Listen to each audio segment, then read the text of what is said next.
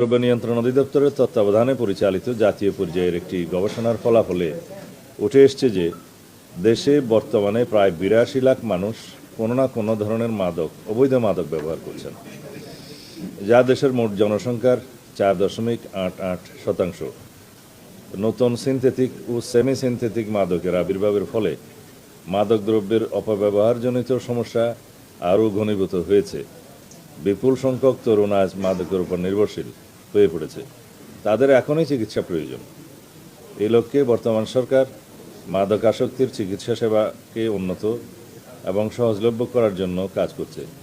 সরকারিভাবে পরিচালিত ঢাকার তেজগাঁয়ে অবস্থিত মাদকাসক্তি নিরাময় ও পুনর্বাসন কেন্দ্র সহ 3টি বিভাগীয় শহরে স্থাপিত নিরাময় কেন্দ্রের শয্যা সংখ্যা বৃদ্ধি করা হয়েছে। ঢাকাস্থ কেন্দ্রীয় মাদকাসক্তি নিরাময় কেন্দ্রকে 250 শয্যা উন্নীতকরণ প্রকল্প বাস্তবায়নের কাজ চলমান রয়েছে। 1413 কোটি টাকা ব্যয়ে 7টি বিভাগীয় শহরে চট্টগ্রাম, রাজশাহী, খুলনা, বরিশাল, রংপুর, সিলেট ও ময়মনসিংহ 200 শয্যা বিশিষ্ট মাদকাসক্তি নিরাময় ও পুনর্বাসন কেন্দ্র নির্মাণ শীর্ষক প্রকল্পের কার্যক্রম শুরু হয়েছে। প্রকল্পটি বাস্তবায়িত হলে মাদকাসক্তদের চিকিৎসা শেষে তাদের প্রশিক্ষণের মাধ্যমে সমাজের মূল স্রোতে পুনর্বাসিত করা সম্ভব হবে। কিন্তু দেশে মাদকাসক্তদের সংখ্যার তুলনায় সরকারি চিকিৎসা সুবিধা এখনও যথেষ্ট নয়। তাই সরকারিভাবে মাদকাসক্তদের চিকিৎসা প্রদানের পাশাপাশি বেসরকারি উদ্যোগকে উৎসাহিত করার জন্য সরকার নানামুখী কার্যক্রম গ্রহণ করেছে। বেসরকারি মাদকাসক্তি নিরাময় ও পুনর্বাসন কেন্দ্রসমূহে রোগীদের চিকিৎসা সেবার মান বৃদ্ধি এবং মানব সম্পদ উন্নয়নে চিকিৎসা সেবা সম্প্রসারণের লক্ষ্যে সরকার আর্থিক অনুদান প্রদান করছে।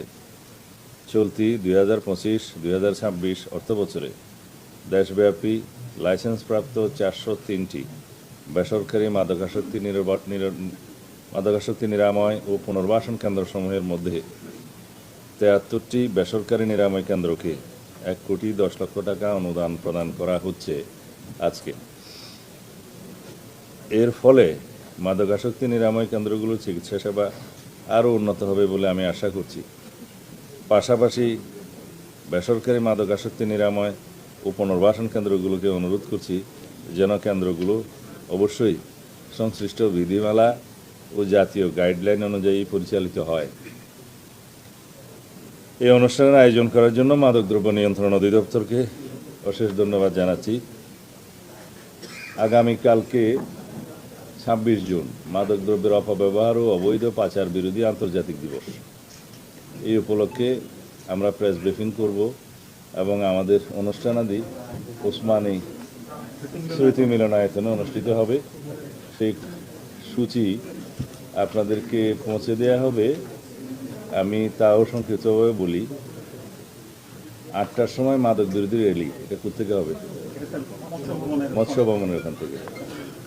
মাদক বিরোধী বন্ধন ওসমান স্মৃতি মিলনায়তনের সামনে 9:30 থেকে ওসমানী স্মৃতি মিলনায়তনের ভিতরে অনুষ্ঠান আরম্ভ হবে।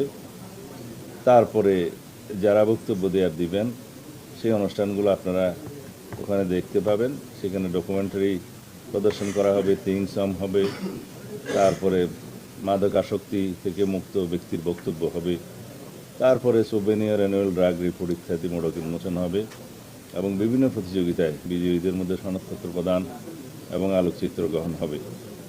যেহেতু কালকে শুক্রবার জুম্মাবার, সেই জন্য অনুষ্ঠান 11:50 মধ্যে সমাপ্ত করার আমরা সময় নির্ধারণ করেছি। আগামীকালকে আপনাদের সাথে আশা করি ইনশাআল্লাহ দেখা হবে। এখন জাতীয় সংসদ আজকে 11টা থেকে শুরু, তো 30শে জুন পর্যন্ত এইভাবেই চলবে। তো সেই জন্য আজকে আপনাদের সাথে দীর্ঘ আলাপ করতে পারবো না, যদি কোনো বক্তব্য থাকে।